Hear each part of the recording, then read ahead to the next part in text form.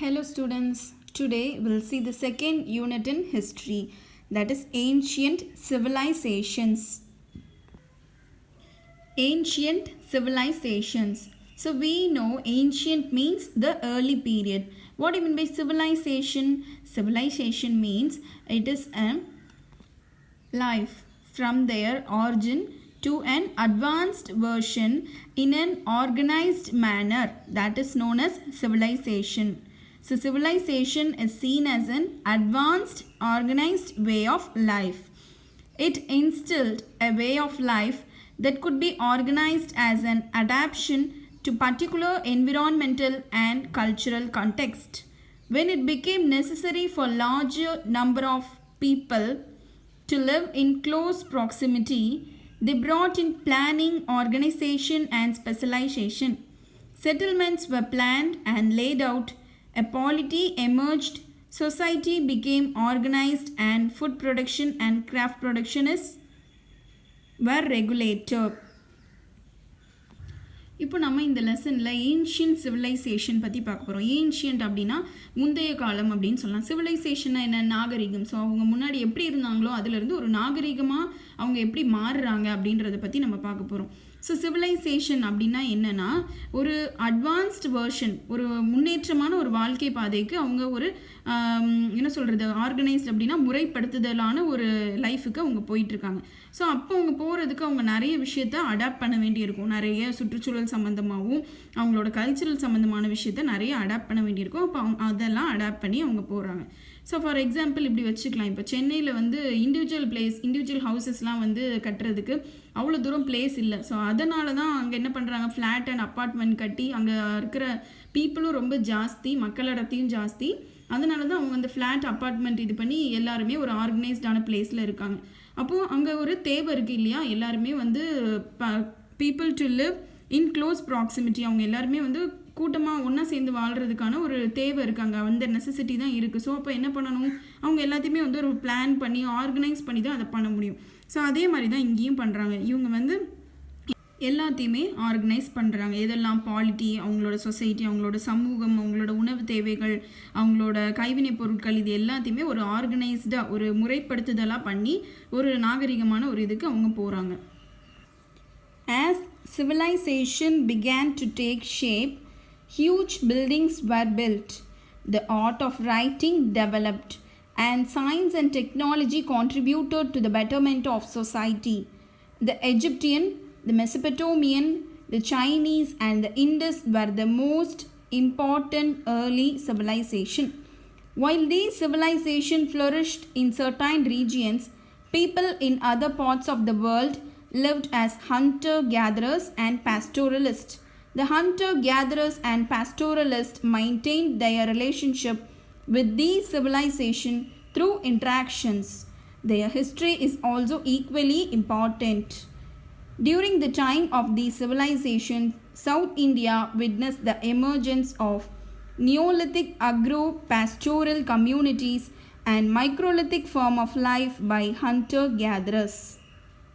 எப்போ இந்த நாகரிகங்கள் எல்லாம் வளர ஆரம்பிச்சதோ அப்போ பெரிய பெரிய பில்டிங்ஸ் எல்லாம் கட்ட ஆரம்பித்தாங்க.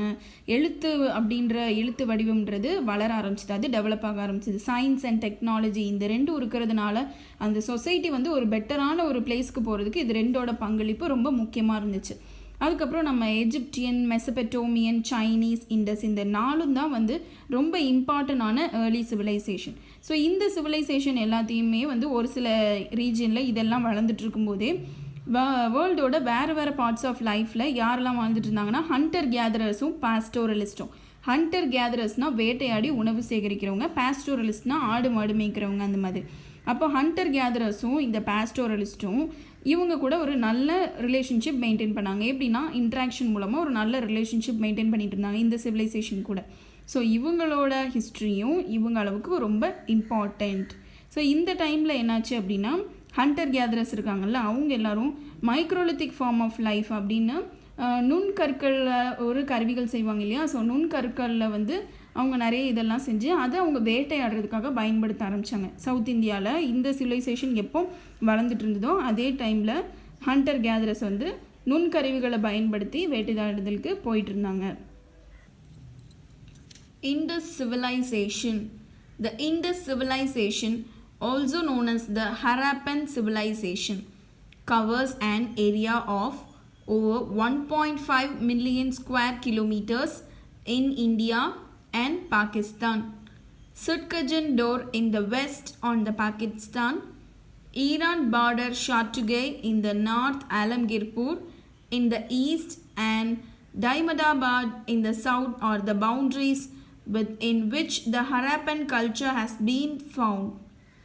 Its main concentration is in the regions of Gujarat, Pakistan, Rajasthan and Haryana. இப்போ நம்ம இண்டஸ் சிவிலைசேஷன் பற்றி பார்க்க போகிறோம். இண்டஸ் சிவிலைசேஷனை நம்ம ஹரப்பன் சிவிலைசேஷன் அப்படின்னு சொல்கிறோம். இதோட மொத்த ஏரியா கவரேஜ் எவ்வளோ ஏரியா இருக்குது அப்படின்னா 1.5 மில்லியன் ஸ்கொயர் கிலோமீட்டர் இருக்குது இந்தியாலையும் பாகிஸ்தான்லேயும். ஸோ இது ஒரு ஏரியாலையும் இதோட பார்டர் எவ்வளவு அப்படின்றத கொடுத்துருக்காங்க. ஸோ இது வந்து மேஜராக எந்தெந்த இடத்துலலாம் வந்து இது வந்து எக்ஸ்பேண்டாக இருக்குது அப்படின்னா குஜராத், பாகிஸ்தான், ராஜஸ்தான், ஹரியானா இந்த 4 ரீஜியன்ஸ்லேயும். The next heading is plan towns. Harappa, Mohenjo-daro, Dholavira, Kalibangan, Lothal, Banawali, Rakhigarhi and Surkotada are the major cities of Indus civilization. Fortification, well-planned streets and lanes and drainages can be observed in the Harappan towns. The Harappans used baked and unbaked bricks and stones for construction. A civic authority perhaps controlled the planning of the towns. A few of the houses had more than one floor. The tank called the Great Bath at Mohenjo-daro was an important structure well paved with several adjacent rooms. Some unearthed structures we have been identified as the granary. So நம்ம இப்போ Indies civilisation வந்து எந்தெந்த ஏரியாலலாம் நிறைய பரவி இருக்குது அப்படின்னு நம்ம பார்த்தோம். எங்கெல்லாம் குஜராத், பாகிஸ்தான், ராஜஸ்தான், ஹரியானாவில். இப்போது அதோட மேஜர் சிட்டிஸ் என்னன்னு பார்க்கலாம். மேஜர் சிட்டிஸ் என்ன? ஹரப்பா, மொஹஞ்சதாரோ, காலிபங்கன், லோத்தல், பனவாலி, ராக்கிகர்கி அண்ட் சுரக்கோட்டடா. ஸோ இதெல்லாம் தான் இண்டஸ் சிவிலைசேஷனோட மேஜர் சிட்டி. ஸோ இண்டஸ் சிவிலைசேஷனில் இருக்கிற அந்த ஹரப்பனில் இருக்க டவுன்ஸ் எல்லாம் எப்படி இருக்குது அப்படின்னா நல்லா பிளான் பண்ணி கட்டின ஸ்ட்ரீட்ஸு, ட்ரைனேஜஸ் அது எல்லாமே இது பண்ணி தான் அங்கே இருக்குது. ஸோ அங்கே இருக்கிற பில்டிங்ஸ் எல்லாம் என்ன மாதிரியான மெட்டீரியல் யூஸ் பண்ணி கட்டியிருக்காங்க அப்படின்னா சுட்ட செங்கல், சுடாத செங்கல், அதுக்கப்புறம் கல் இதெல்லாம் வச்சு தான் அங்கே இருக்கிற பில்டிங் கட்டியிருக்காங்க. ஸோ இது எல்லாத்தையும் வந்து பிளான் பண்ணி கண்ட்ரோல் பண்ணி பண்ணுறதுக்குன்னு ஒரு அத்தாரிட்டி இருக்காங்க, அதுதான் சிவிக் அத்தாரிட்டி. ஸோ அவங்க தான் இந்த எல்லா கண்ட்ரோலையுமே வச்சுருப்பாங்க. அப்புறம் ஒரு சில ஹவுசஸ் எப்படி இருக்குது அப்படின்னா மோர் தென் 1 ஃப்ளோர், ஒரு மாடிக்கு மேலே அப்படியும் இருக்குது. ஸோ அங்கே ஒரு டேங்க் இருக்குது, அது பேர் வந்து கிரேட் பாத். இதுவும் வந்து மொஹஞ்சதாரோவில் இருக்குது. இதுதான் இந்த இண்டஸ் சிவிலைசேஷனோட ரொம்ப மோஸ்ட் இம்பார்ட்டன்ட் ஒரு ஸ்ட்ரக்சராக சொல்கிறோம். இதில் நிறைய ரூம்ஸும் இருக்கும், அட்ஜசன்ட் ரூம்ஸும் இருக்கும். அன்இயர்த் ஸ்ட்ரக்சர்ஸ், அதாவது பூமியிலேருந்து தோண்டி எடுக்கப்பட்டதில் ஒரு சிலது எப்படி இருக்குன்னா கிரானரிஸ் மாதிரி இருக்குது. கிரானரிஸ்னால் அவங்களோட விளைஞ்ச தானியங்கள் எல்லாத்தையும் வந்து அங்கே ஸ்டோர் பண்ணி வச்சுருப்பாங்க, ஸ்டோர் ரூம் மாதிரி. அந்த தானியங்கள் எல்லாத்தையும் ஸ்டோர் பண்ணி வைக்கிற ஒரு இடம், அதுதான் கிரானரி அப்படின்னு சொல்கிறோம். We do not know about the nature of the state or political organization of the Harappans, but they must have a political organization at the level of an early form of state. A male image from Mohenjo-daro has been identified as priest king, but we do not know about the accuracy of this interpretation. So நம்ம இப்போ பார்த்தோம் வந்து Indies சிவிலைசேஷனோட building construction என்ன இருக்குது, என்ன material use பண்ணுறாங்க, அங்கே great பாத்னு ஒன்று இருக்குது, அது எல்லாமே நம்ம பார்த்தோம். ஆனால் அவங்களோட பொலிட்டிக்கல் இல்லைனா ஒரு ஸ்டேட்டோட நேச்சர் ஆர்கனைசேஷன் எப்படி இருந்தது அப்படின்றது நம்மளுக்கு தெரியாது. வேணால் எப்படி இருந்திருக்கலாம் அப்படின்னா ஏர்லி ஃபார்ம் ஆஃப் ஸ்டேட், முன்னாடி இருந்த மாநிலங்கள் இருக்குல்ல, ஸோ அதில் பின்பற்றின மாதிரி ஒரு வழிமுறையை கண்டிப்பாக அவங்களும் பின்பற்றியிருக்கலாம் அப்படின்னு சொல்கிறோம். ஆனால் நம்மளுக்கு அது கரெக்டாக தெரியாது. ஸோ மொஹஞ்சதாரோவில் ஒரு மேல் இமேஜ் ஒன்று கிடச்சிருக்கு. அதை வந்து என்னன்னு சொல்கிறாங்க அப்படின்னா ப்ரீஸ்ட் கிங் அப்படின்னு சொல்கிறாங்க, ஒரு பூசாரி அரசன்ற மாதிரி சொல்கிறாங்க. ஆனால் அதோட இது என்ன அப்படின்றதும் நம்மளுக்கு சரியாக தெரியாது. பட் ஒரு இமேஜ் வந்து ஒரு மேல் இமேஜ் ஒன்று ஐடென்டிஃபை ஆகிருக்கு. Agriculture and animal domestication. The Harappans practiced agriculture. They cultivated wheat, barley and various types of millets. They adopted a double cropping system. Pastoralism was also known to them. They reared cattle, sheep and goat. They had knowledge of various animals including elephants but did not use horses. The Harappan cattle are called zebu and it is a large breed often represented in their seals. இப்போ நம்ம ஹரப்பன் பீப்புளோட விவசாயமும் அவங்களோட கால்நடை வளர்ப்பும் எப்படி இருக்குது அப்படின்னு பற்றி பார்க்குறோம். ஸோ அவங்களுக்கு விவசாயத்தை பற்றி தெரிஞ்சிருந்தது. அவங்க எதெல்லாம் விளைவிக்கிறாங்க அப்படின்னா வீட், பார்லி, வேறு மில்லட்ஸ். வீட், பார்லினா கோதுமை, பார்லி, வேறு தானியங்கள் எல்லாத்தையுமே, திணைகள் எல்லாத்தையுமே போட்டு அவங்க விளைவிக்கிறாங்க. ஸோ அவங்க இதில் வந்து டபுள் கிராப்பிங் சிஸ்டம் அப்படின்னு ஒரு மெத்தட் யூஸ் பண்ணுறாங்க அக்ரிகல்ச்சரில். அவங்களுக்கு வந்து ஆடு மாடு மேய்க்கிறதும் அவங்களோட ஒரு தொழிலாக தான் இருக்குது. ஸோ எதெல்லாம் அவங்க இது பண்ணுறாங்கன்னா மாடு, ஆடு எல்லாத்தையுமே அவங்க இது பண்ணுறாங்க. அவங்களுக்கு நிறைய அனிமல்ஸ் பற்றியும் தெரிஞ்சிருக்கு. ஸோ எலிஃபென்ட்ஸ் பற்றியும் அவங்களுக்கு எல்லாம் தெரியும். ஆனால் ஹார்ஸ் வந்து அவங்க எதுக்குமே யூஸ் பண்ணது கிடையாது. ஸோ அவங்கக்கிட்ட இருக்கிற கேட்டிலோட ஒரு லார்ஜ் ப்ரீட், அந்த ப்ரீடோட பேர் என்னென்னா ஜீபு. ஸோ இதை வந்து அவங்களோட சீல்ஸ் எல்லாத்துலேயுமே வந்து அந்த ஜீபுவோட இமேஜ் வந்து அதில் ரெப்ரசன்ட் பண்ணியிருப்பாங்க. தி next heading is pottery. The Harappans used painted pottery. Their potteries have a deep red slip and black paintings. The pottery has shapes like dishon stands, storage jars, perforated jars, globets, S-shaped jars, plates, dishes, bowls and pots. The painted motifs generally noticed on the pottery depict pipal tree leaves, fish scale designs, intersecting circles, zigzag lines, horizontal bands and geometrical motifs and floral and faunal patterns.